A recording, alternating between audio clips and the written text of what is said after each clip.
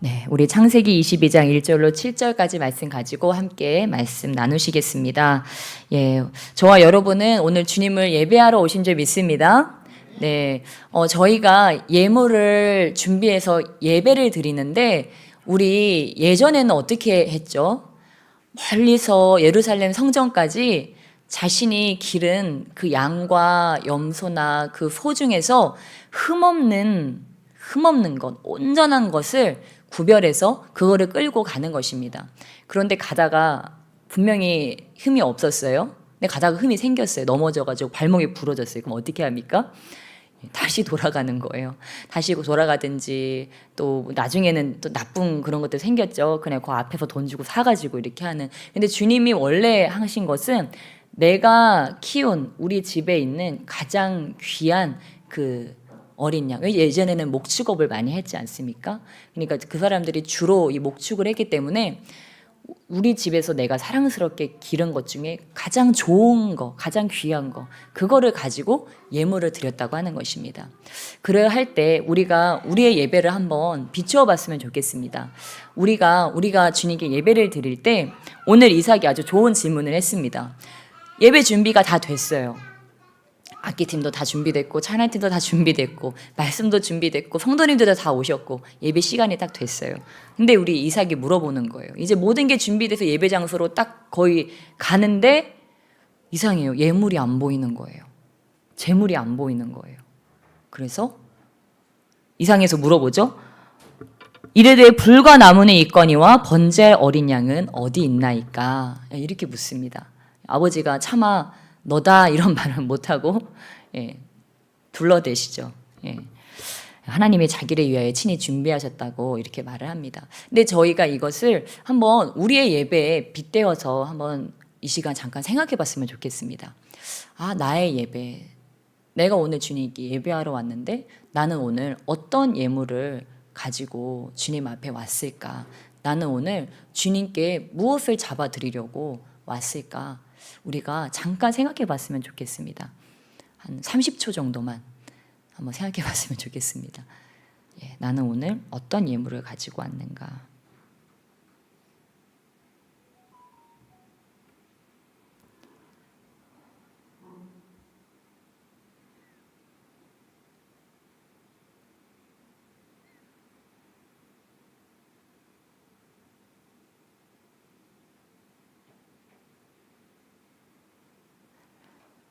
네.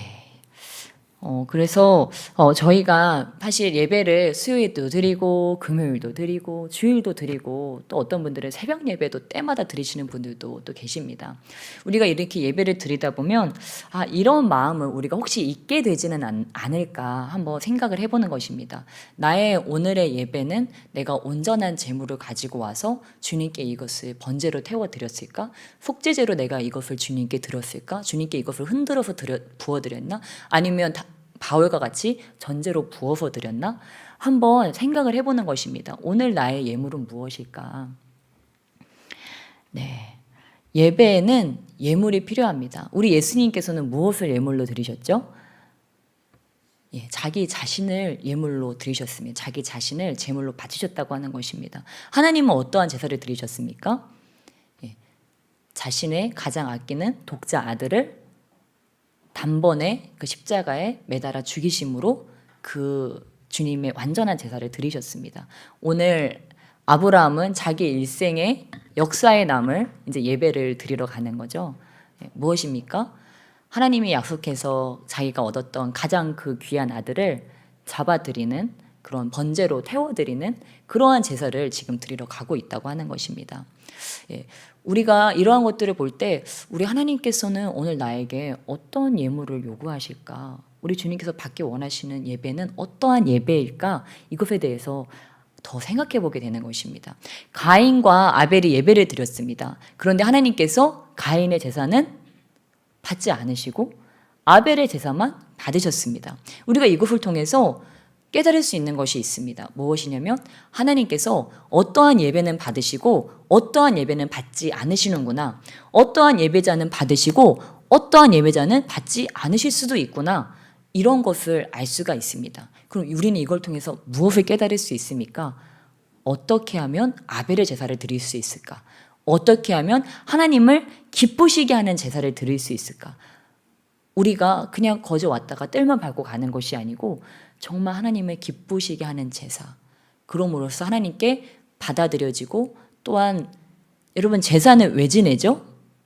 예배는 왜 드립니까? 뭐 때문에 드리죠? 죄 때문에 드리는 것입니다.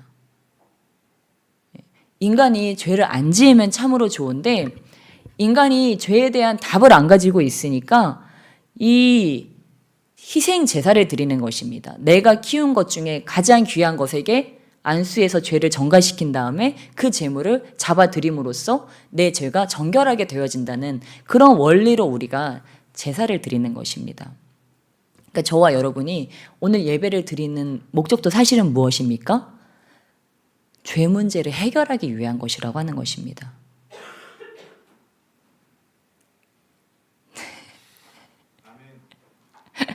예, 여러분 마음이 평강하십니까?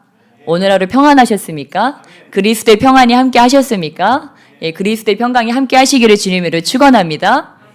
예, 그래서 우리가 이 예배를 통해서 예배에 올 때 저와 여러분의 마음이 어땠는지 모르겠어요. 어떤 분들은 좀 짊어지고 오신 분도 계실 거고, 어떤 분들은 그래도 간만에 내 마음이 평안하다. 어떤 분들은 이 마음이 쓰라린 분들도 계실 수 있고, 이 가슴이 아픈 분들도 계실 수 있고, 아니면 어떤 분들은 이렇게 나를 힘들게 하는 어떤 생각 때문에 그것과 고군분투하다가 오신 분들, 때로는 이 우울함과 어떤 부정적인 생각 때문에 그것과 싸우며 오신 분들도 분명히 계실 거예요. 예, 그러나 우리가 어떠한 모양으로 왔든지 간에 우리 주님께서 우리를 부르신 이유, 그리고 오늘 이 예배를 통해서 우리 주님께서 행하시고자 하는 것은 무엇입니까? 우리의 영혼육이 정결케 되는 것을 우리 주님은 원하신다고 하는 것입니다. 그래서 이 예배가 끝난 이후에 내 영혼이 깨끗해지는 것. 마치 정수기에 더러운 물이, 수돗물이 들어갔는데 다 정수가 되어서 깨끗한 물로 나와서 사람이 마실 수 있는 물이 된 것과 같이 우리가 정결해져서, 주님의 보혈로 정결해져서 내가 어떤 마음으로 왔든지, 짐을 지고 왔든 이고 지고 왔든지 이 예배가 끝난 다음에 그거를 십자가 밑에 다 풀어놓고 정말 그 주님을 모시고 평강을 내 마음에 모시고 가는 것입니다. 내 마음의 모든 부정과 또한 그런 나를 힘들게 하는 그 모든 문제들이 해결되어서 정말 깨끗한 마음으로, 깨끗한 양심으로 돌아가는 것이 우리 주님의 뜻이라고 하는 것입니다. 그러기 위해서 오늘 이 말씀을 통하여서 오늘 우리가 어떻게 정결케 될 것인가에 대해서 좀 나눴으면 좋겠습니다. 네. 그래서 어떤 목사님께서 미국 미주리주에서 목회하는 윌 보웬이라는 목사님께서 한 가지 사실을 발견하셨다고 합니다. 그것이 무엇이냐면 인간이 겪는 모든 불행의 뿌리는 불평에 있다라는 것을 발견했다고 합니다.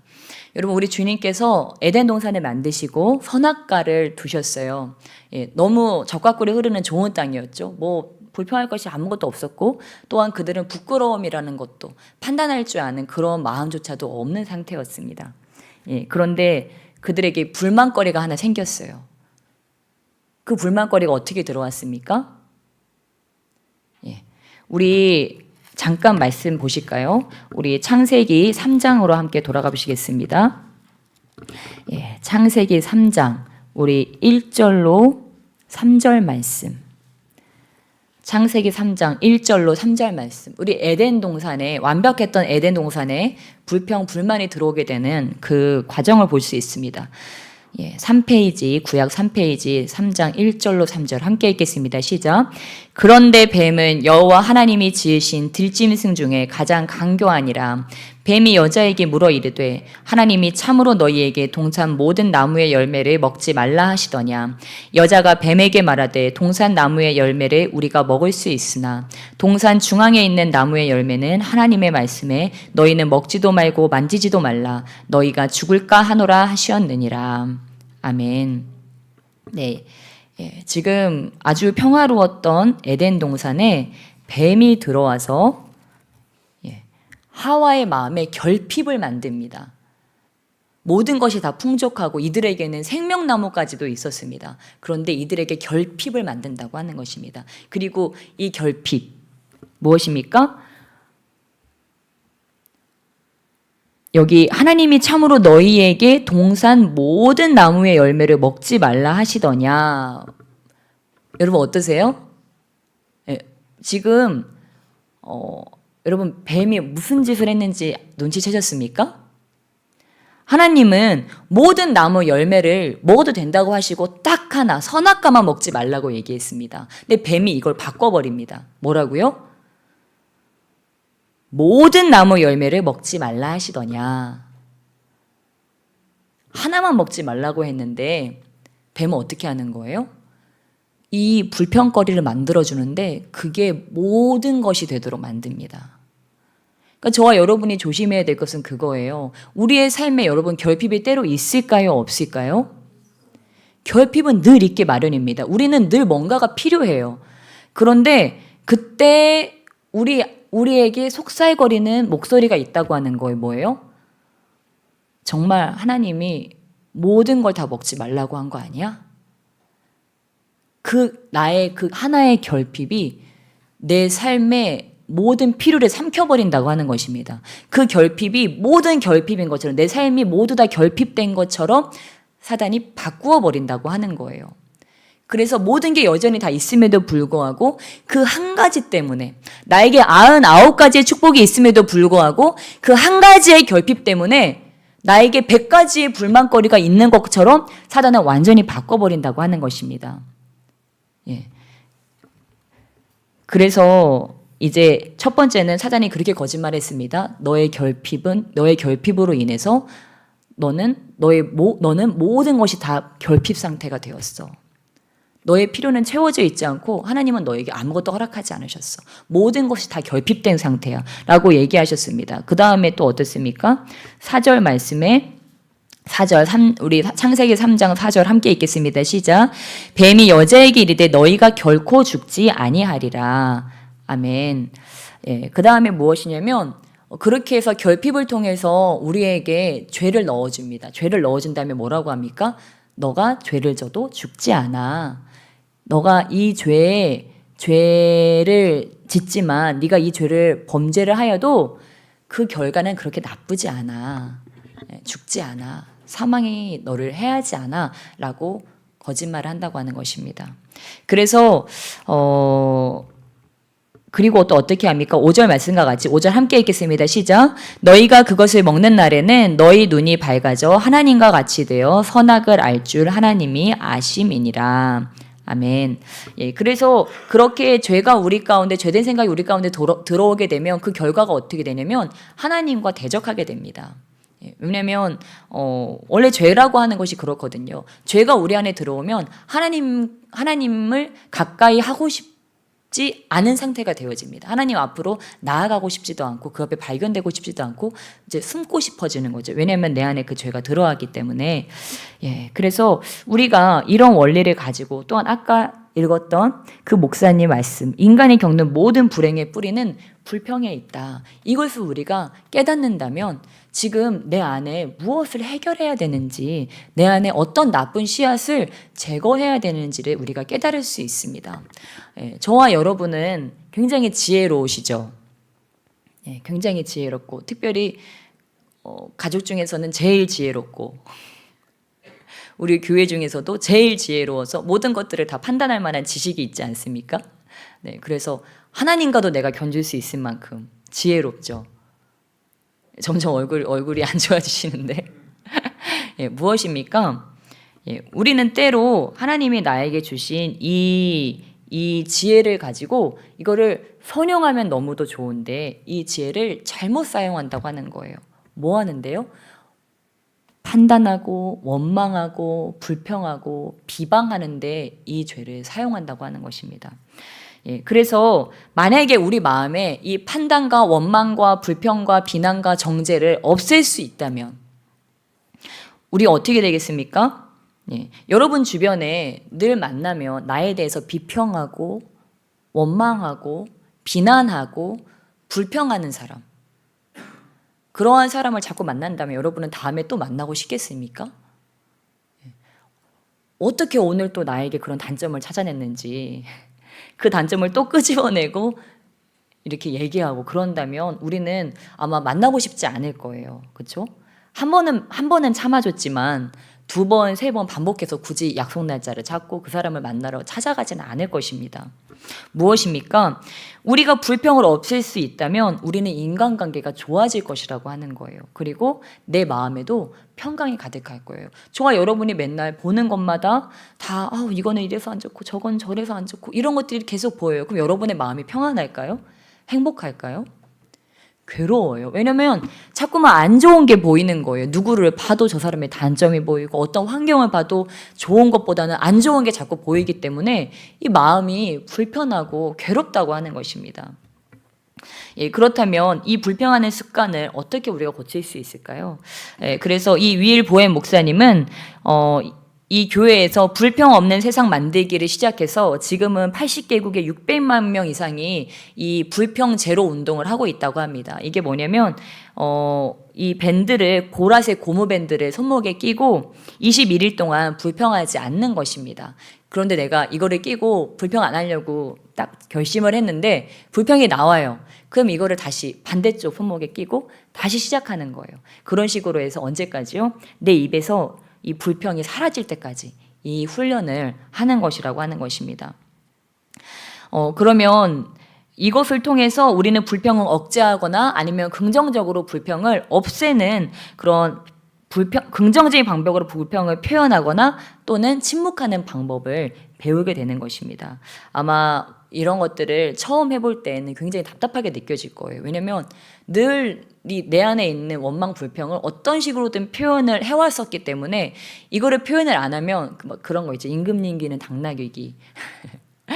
그 병에 걸린 것처럼 진짜 밭에다가라도 대고 그거를 해버려야지 될 것 같은데 막 속이 막 타들어가는 거죠. 근데 참 그렇더라고요. 한 번 참으면 두 번 참는 게 쉽고 또 두 번 참으면 그 다음에는 이거를 말하는 게 더 불편한 거였구나.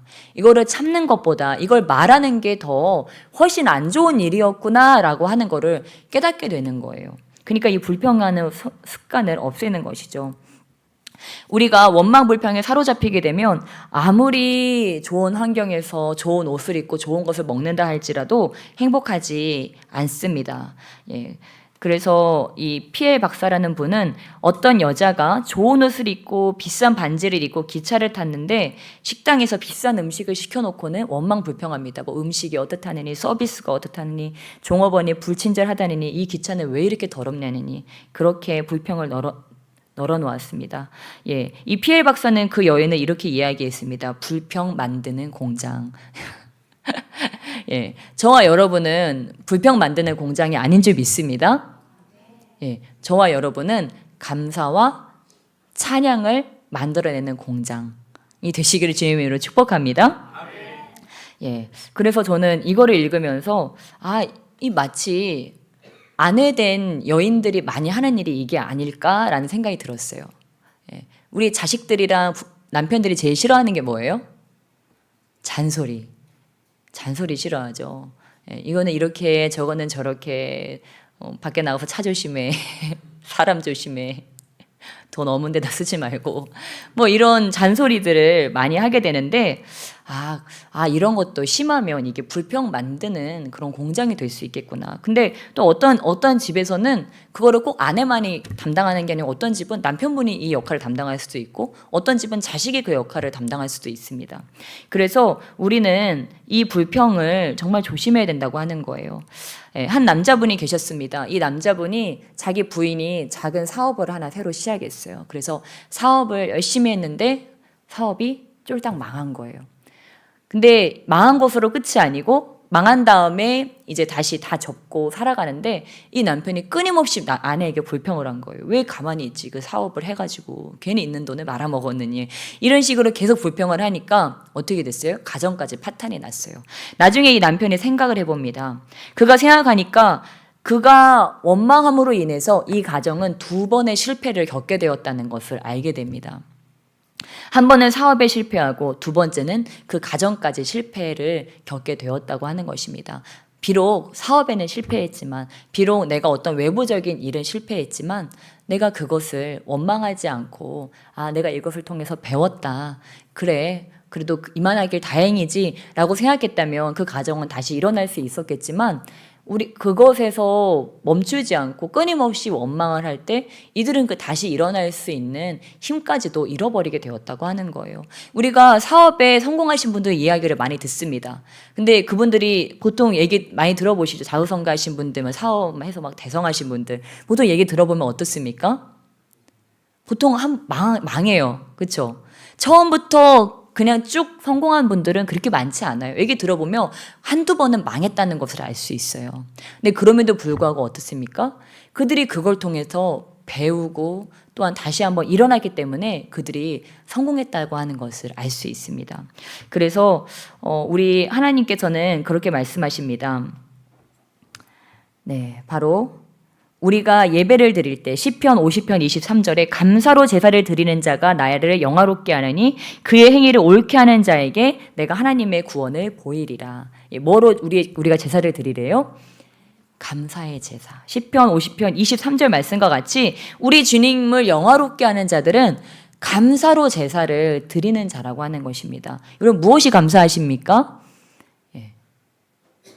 주님께서 나를 구원해 주셨음에 감사하고 예수 그리스도의 이름으로 나를 구원해 주셨음이 최고의 감사라고 하는 것입니다. 여러분 저와 여러분이 몇십억을 준다고 할지라도 이거를 돈으로 살 수 있습니까? 구원을 선물로 받을 수 있어요? 천국계 티켓을 살 수 있어요? 예전에 카톨릭이 타락했던 이유가 그거였잖아요. 천국계 티켓을 살 수 있다. 돈 주고 살 수 있다. 면죄부를 팔았지 않습니까?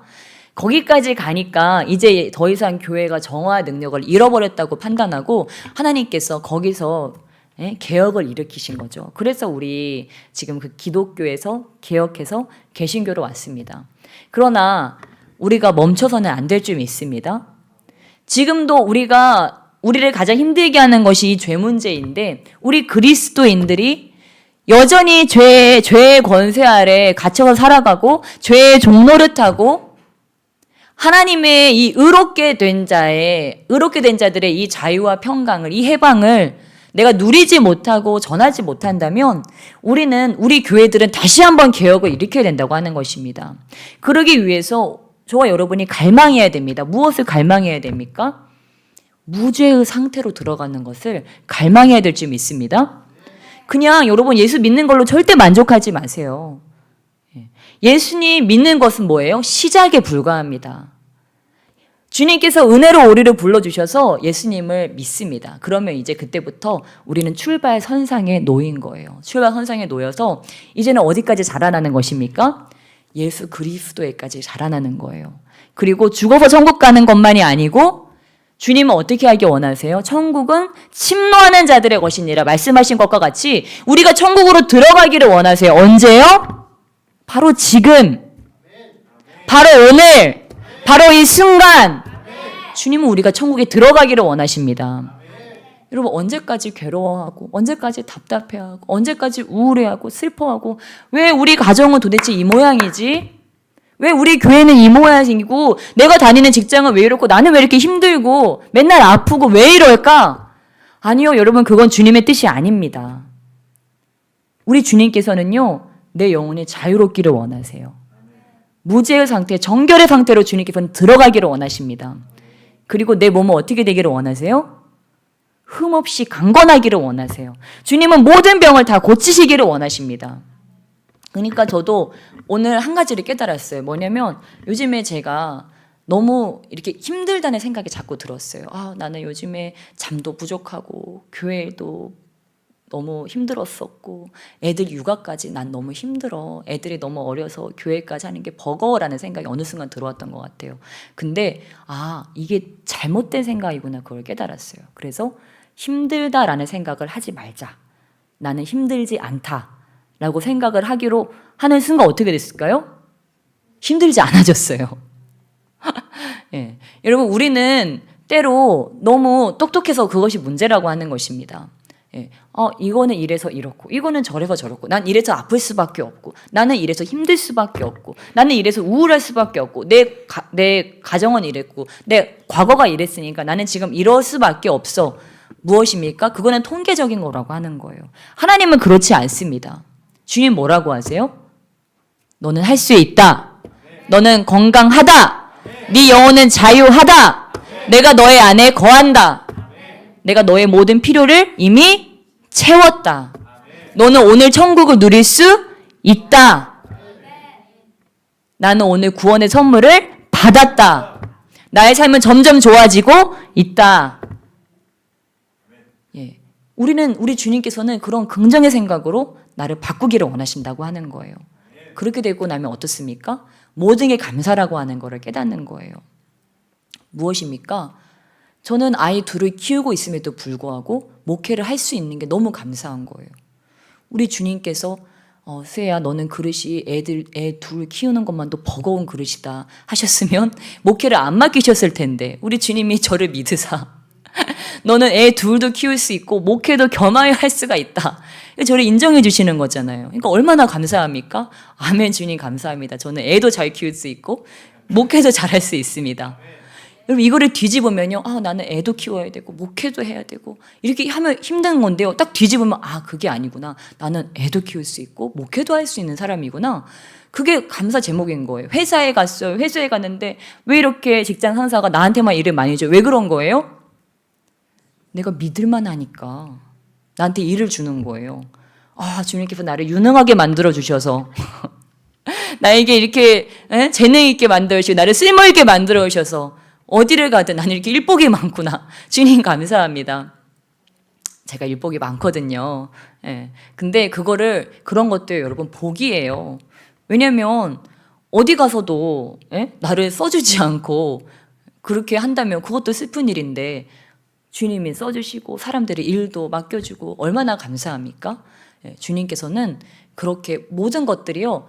뒤집기 나름이라고 하는 거예요. 생각하기 나름이라고 하는 것입니다. 우리는 그거를 그동안 이렇게 뒤집었어요. 하나님께서 너무 사랑해서 모든 나무 열매를 다 주시고 나쁜 거, 그 선악과 그거 먹으면 인생이 괴로워지고 몸만 불평하게 되니까 그것만 주님께서 안 먹게 하셨는데 나 저거 하나만 먹으면 진짜 되겠다.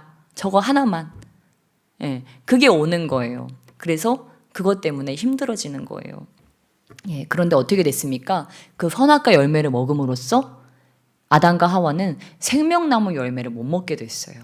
원래는 에덴 동산에서 영생을 누리는 생명나무 열매를 마음껏 먹을 수 있었는데 그 선악과를 먹음으로써 주님과 영생하지 못하고 주님과 단절되는 그 극심한 고통 가운데 들어가게 됐습니다.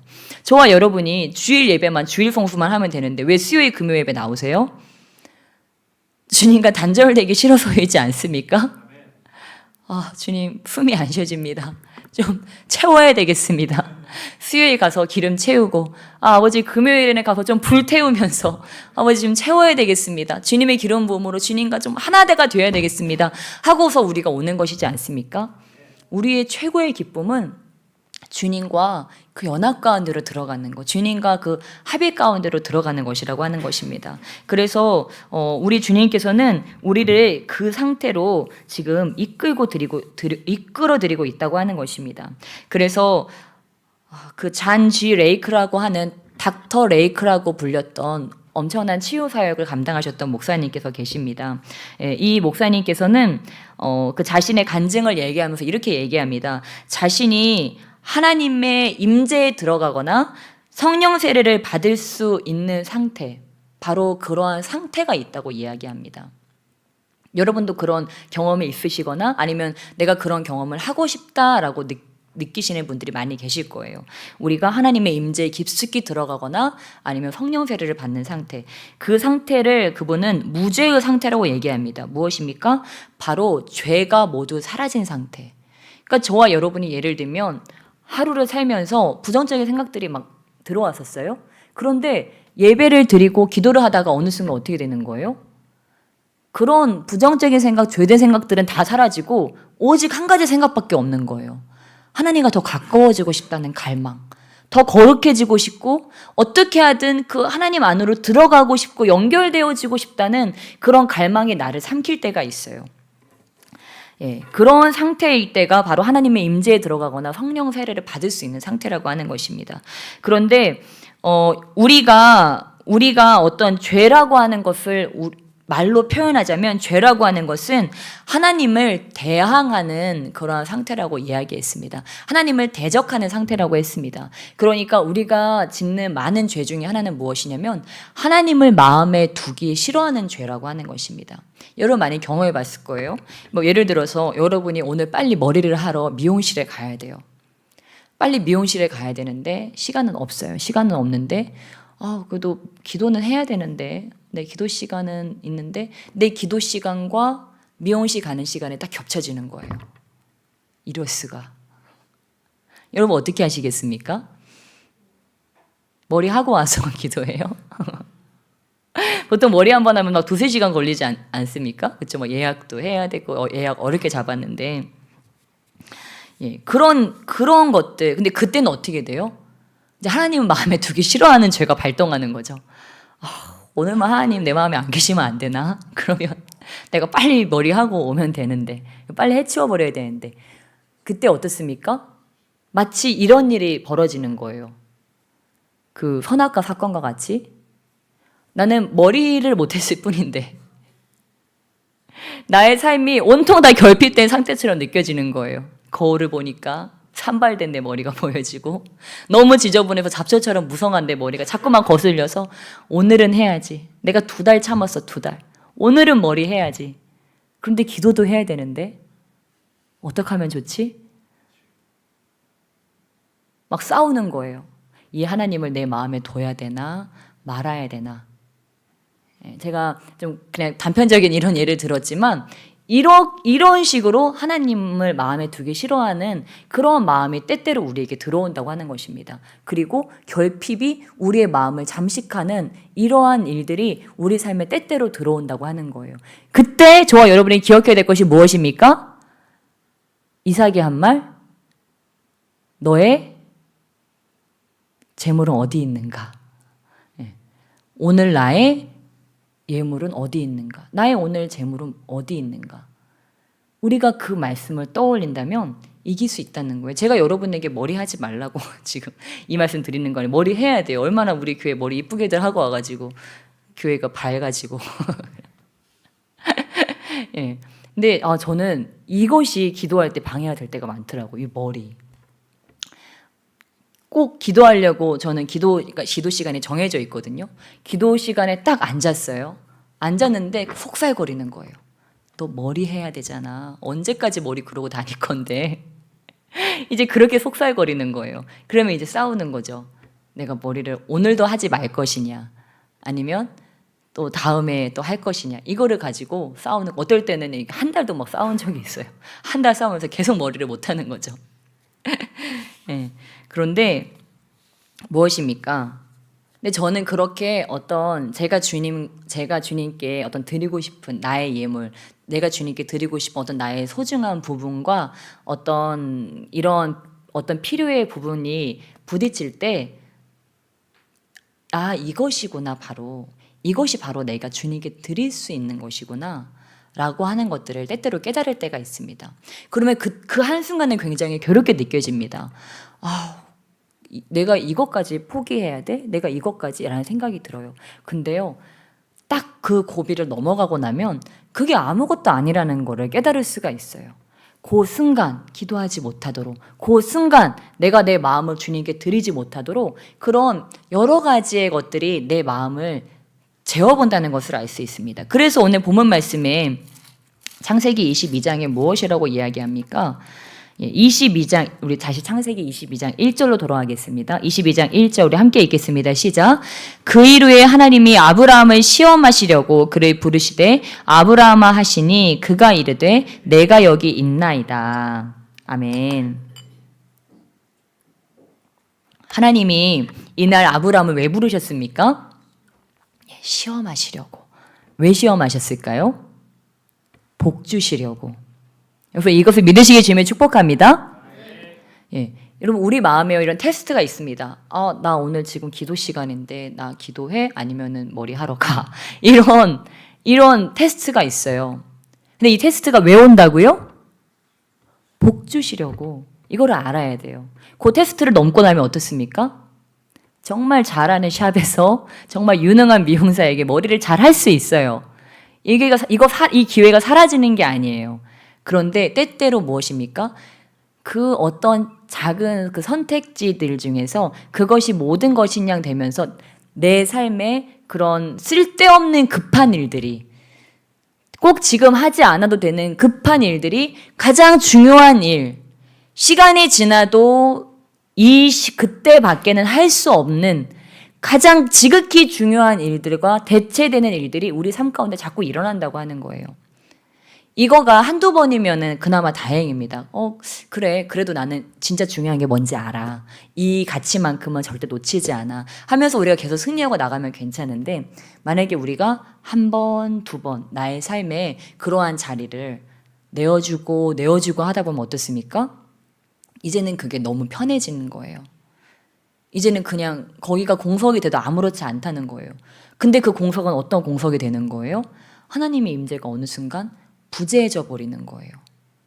주님의 임재 가운데 머무르던 습관들, 주님과 함께 연합과 일치 가운데로 들어가던 그런 거룩한 습관들을 우리가 하나하나 양보해 나아가다 보면은 어느 순간은 그것이 또한 나의 새로운 습관이 되어서 나를 힘들게 할 수가 있다고 하는 것입니다.